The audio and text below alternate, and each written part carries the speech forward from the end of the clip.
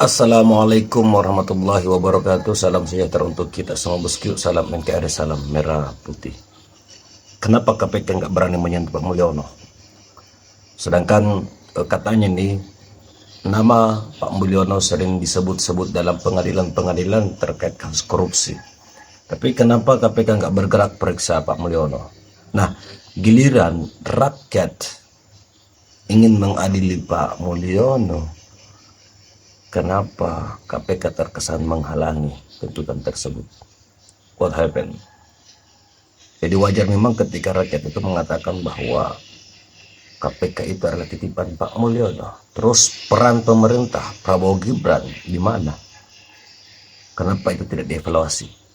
Dan bisa aja tuh ketua KPK katanya memberantas korupsi, tapi kok terkesan setengah-setengah, atau mau ngomong lagi ndasmu ketika ada orang mengkritik itu. Oke bosku, mari kita simak videonya. Saya heran dengan Jokowi ini. Kenapa Pak? Malah sekarang dia mendukung retret kepala daerah harus ke Magelang, latihan baris berbaris, latihan gaya militer. Itu bukan kelas kepala daerah, itu kelas Satpol PP gitu. Kalau kepala daerah yang dipilih oleh rakyat terus bergaya militer, aneh kan? Aneh nggak sih? Mereka akan semakin keras, semakin seperti intrisional. Katanya hemat anggaran, tapi seharusnya kepala daerah itu diajari bagaimana servant leadership, kepemimpinan yang melayani rakyat. Mereka itu bukan pangreh projo, bukan memerintahkan kayak raja, tapi pamong projo, melayani rakyat. Jokowi harus belajar itu. Komisioner KPK saat ini itu dipilih, ditetapkan oleh Jokowi, dan hanya dilantik oleh Prabowo. Makanya dari situ loyalitas politiknya itu kan lebih kuat dari persoalan penegakan hukum. Apa yang disampaikan Bung Adi Praitno tadi, bagi saya itu kan mengafirmasi bahwa kalau hanya persoalan seperti Hasto Kristianto yang bukan pejabat publik, yang bukan pejabat negara, tidak ada kerugian negara sepeser pun dalam kasus ini, dan yang sudah 5 tahun ya, kemudian tiba-tiba menjadi salah satu prioritas, bahkan menjadi salah satu unggulan dalam tanda kutip komisioner KPK saat ini untuk menetapkan menyelesaikan kasus ini. Pertanyaannya adalah siapa ya yang benar-benar punya kepentingan terhadap kasus ini, dibanding kalau kita bicara tadi kasus-kasus yang sudah menyebut sebagai fakta pengadilan. Joko Widodo itu kan disebut namanya dalam beberapa pengadilan. Di pengadilannya mantan Dirut Pertamina, di pengadilannya Yassin Limpo, di pengadilannya Johnny Plate, di pengadilannya apa yang sudah disebutkan. Tapi kan tidak pernah ada penelusuran atau titik apa kelanjutan dari kasus ini. Atau juga seperti nama Bobi Nasution dan Kahiyang, anak menantu Jokowi dalam kasus yang disebut Blok Medan soal izin tambang. Ya, kemudian apa yang disampaikan oleh Bang Faisal Basri, dugaan penyelundupan biji nikel ke China yang merugikan uang negara triliunan, yang sempat ramai pada 2 tahun yang lalu tapi sampai sekarang udah nggak ada kejelasannya.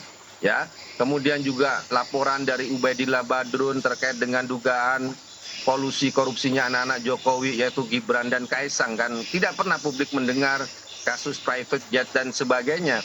Jadi ini yang pertanyaannya ya, kalau KPK dalam prioritas yang dilaksanakan lebih nampak kepada tebang pilih, maka kami melihat siapa yang menjadi punya kepentingan ya terhadap tindak tanduk kebijakan KPK saat ini.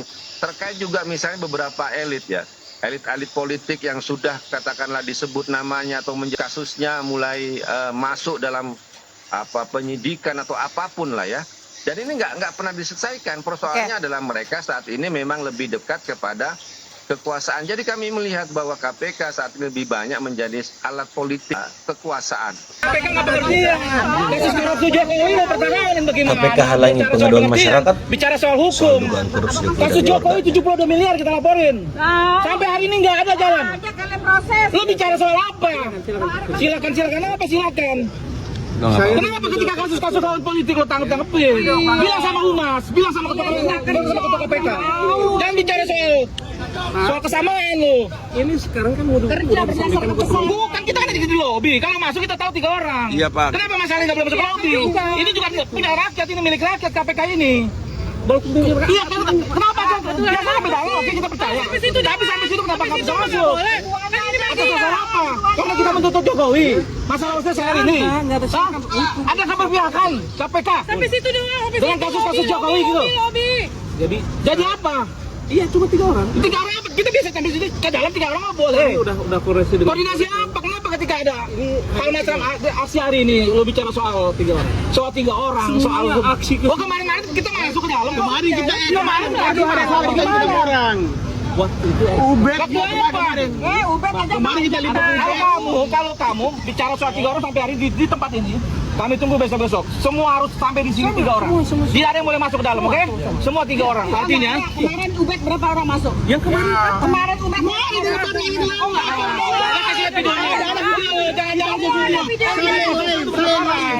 saya yang lain pakai kawat barrier ini. Tidak kan saya karena saya yang lain kemarin lagi segala lain kemarin bukan ada.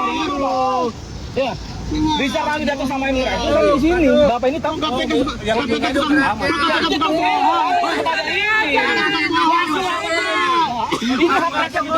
bukan evaluasi.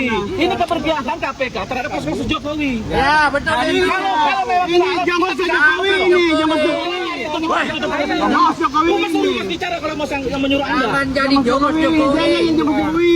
Jokowi belum Jokowi bukan berdiri lagi. KPK harus datang.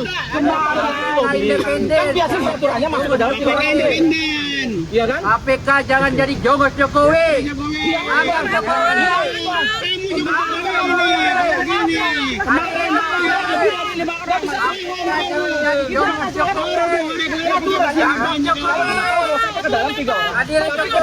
Kita dikasih apa coba terekam dia ngomong apa? Kemarin Nurani 98 lebih dari 5 orang. Enggak coba dia bisa ngomong aja. Ngomong. Saya mau ngomong. Aturan mana? Mana peraturannya? Gini, Mana peraturannya mana? undang-undang tertulisnya mana? Kalau bicara Mana? Tapi di situ mana? Nggak boleh. Tadi saya mendapat laporan bahwa ada pengaduan itu. Tangkap Jokowi. Tangkap Jokowi. 2 orang itu kata saya sampai dalam. Enggak, bukan kita bicara kita. Kalau di dalam tidak oke kita setuju. Ternyata kamu membatasi sampai sini. Kenapa alasan sampai sini gitu? Karena apa? Kalau ke dalam oke 3 orang. Emang kenapa? Kalau gini. Oke, maju.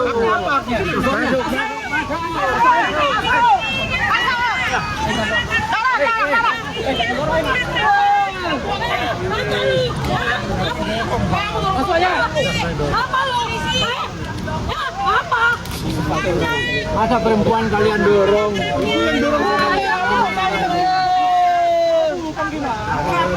Videonya ada. Jangan jadi jongos Jokowi kalian ini. Indonesia sudah. Jongos Jokowi. Kenapa orang masuk ke dalam nggak boleh? Iya. Ketuanya dong suruh turun. Turun di sini ketua KPK dong. Yang mana ketua KPK hari ini legal? Kita mau menyuarakan suara rakyat. Jokowi koruptor nomor 2 di dunia, data dari Kalian bela. organisasi internasional. Dibela sama jongos-jongos. Kalian punya keluarga makan uang Jokowi, uang haram. Haram. Haram itu. Turun temurun dalam produk kalian akan Tangkap Jokowi. Ya, inilah salah satu alasan kenapa di setiap video saya itu mengawali dengan kata kocak.